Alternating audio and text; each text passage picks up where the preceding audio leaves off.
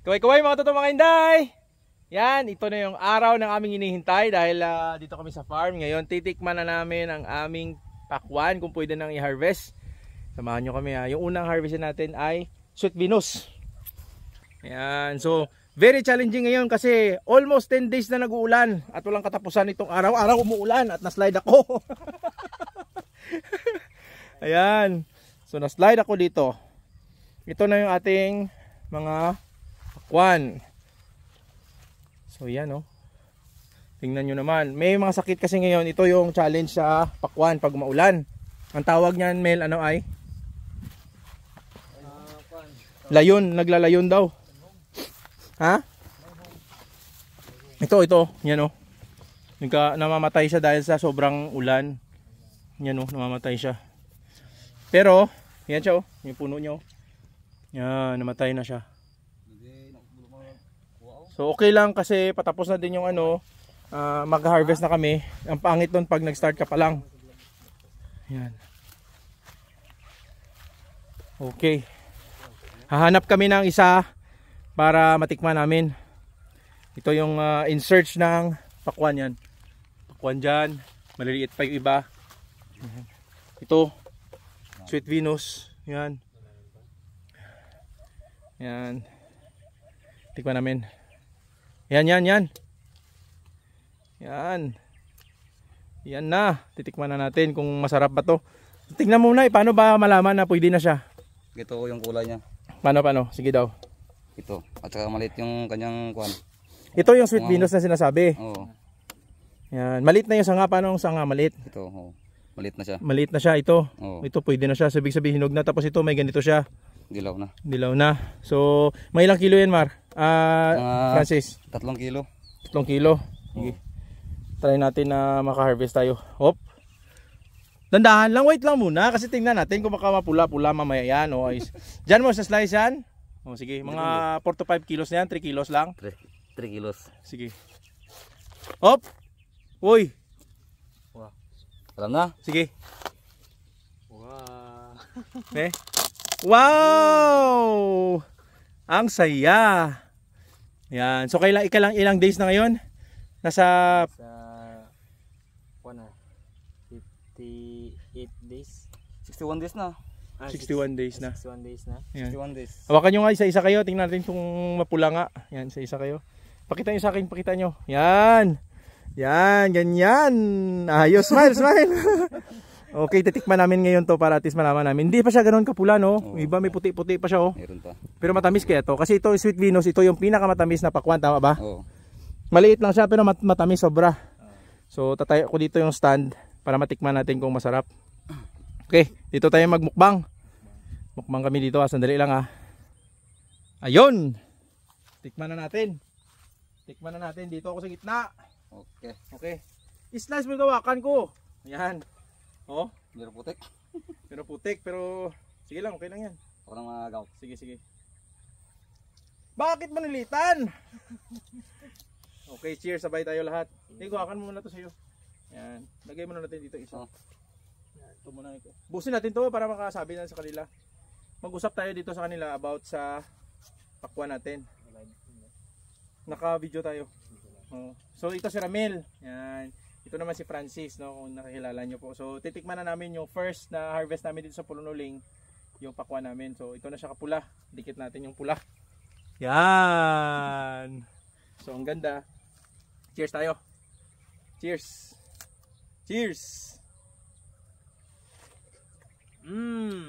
Ang tamis. Akala ko pag sa maulan hindi matamis. Tamis pala talaga. Depende. Ang tamis. Woo! Ang tamis. Francis, sabihin mo sa kanila, ano ba ang challenging sa pagtatanim ng pakwan? Ha? Pwede mo ba? Wala naman sabi. May mga mahihirap ba na na-encounter ka sa pakwan na malulugi? Tulad ng ano? Ulan. Madalas ang ulan. Saka ay insekto, medyo Uod. oh. Pag tawag dito, Hindi na prevent. pag hindi mo ma-prevent yung mga insekto, sigurado wala kang ma-harvest. Ubos lahat. Ubos lahat. So anong ginagawa nyo? Bawat araw, monitor namin yung pakwan. Kung pag mayroong sakit, request kami ng pang-insekto or para sa pakwan. Anong insecticide yung spray nyo usually? Yung bertako tsaka kwan. Bertako, tsaka cheese. Ang cheese para sa whitefly. Bertako para sa mga uod. At saka basta ang dami, hindi ko maalala yung iba. Panoorin nyo po yung video namin. Ang dami kasing spray kasi ang pakwan ay value crops, no? 65 days. 60 days ito. Harvest na, 60 days actually harvest na. So medyo magastos lang pag hindi mo alam. Pero so far sa atin dito na ano, konti lang gastos, di ba? Kunti lang. Yung abono natin, ilang sako pa lang tayo nakaubos? Siguro na sa 3 sako pa lang. 3 sako pa lang sa ganito kalawak, sobra half hectare to eh. Mga 3/4 ata to, no? Kalating hektar. Mga ganun, sobrang half hectare. Half hectar. So ang nagastos lang namin sa sa 60 days na 3 sako pa lang. So ganun kaliit. Yung insecticide lang ang medyo ano, marami konti. Kasi maraming food. Kain pa yun yan. Ayaw ko na, busog na ako. Hindi ko makain ito. Nakiling tiyan ko. Ayan, so kagandahan dito sa area namin, matubig kasi.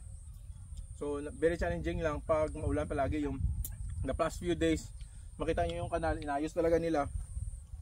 Kasi kung di nila palaliman yung tubig, mag-standby yung tubig sa pakwan, ang mangyayari, pakita ko sa inyo mamaya, nagkakamatayan yung kanilang puno, yung pinaka-main, no?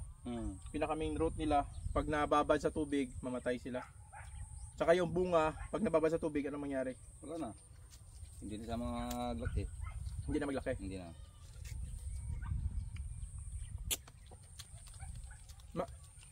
Francis, ikaw muna. Bakit sa sobrang daming pakwan ng crops na itanay, bakit pakwan na pili mo? Kasi ito yung nakasanayan natin eh. Ito lang. Wala nang iba. Tsaka palay. Ilang years ka na ba nagtatanim ng pakwan? Mga 3 years na.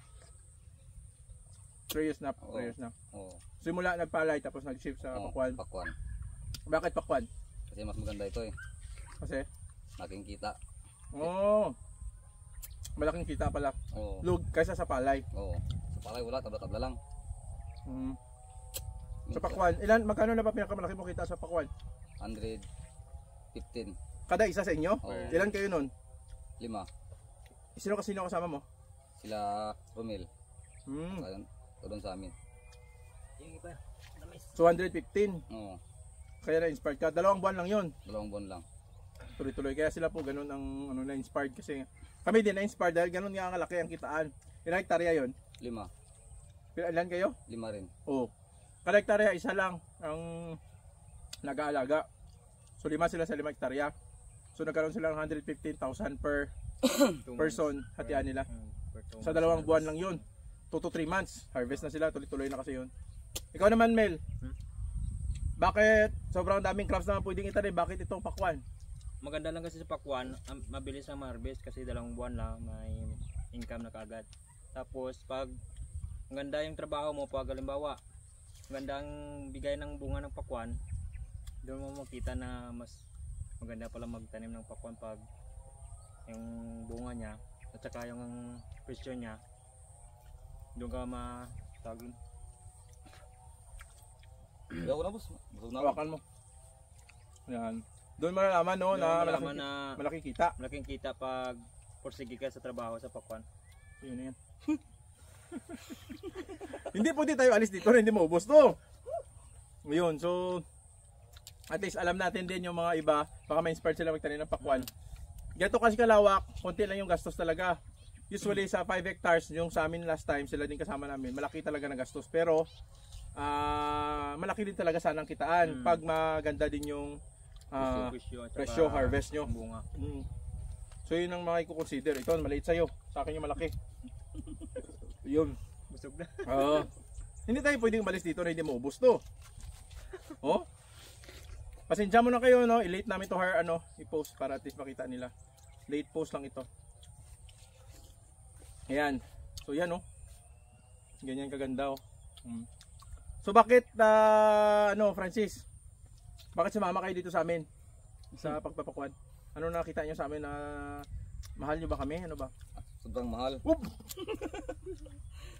Kasi ang buti niyo sa amin eh. Ha? Mabuti kayo sa amin. Mabait kami sa inyo? Oo. Oo. Bakit ano ba ginawa namin? Sabihin mo sa kanila. Hanggang ang basas. Ano ba ginawa namin, Mel? Kasi hindi kayo na tawag doon. Hindi kayo tumigil sa pag-finance dahil nakita nyo yung tawag ito. Yung value ng aming pagtrabaho na maganda naman yung trabaho namin pero yung mas maganda sa inyo kasi talagang mag-provide talaga kayo sa pagtatanim ng mga pakwan sa mga ngayon, gulay. Ayun. Kaya nga tawag dito.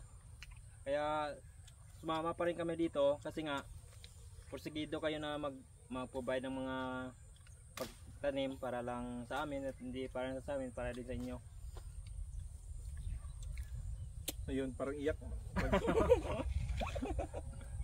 So yun, kasi kailangan dapat win-win situation, no? Pantay-pantay kasi nga sinasabi naman sa kanila, nandito tayo ngayon para may pakain tayo sa family kasi nagsisikap tayo para sa pamilya natin. So kailangan natin galingan, no?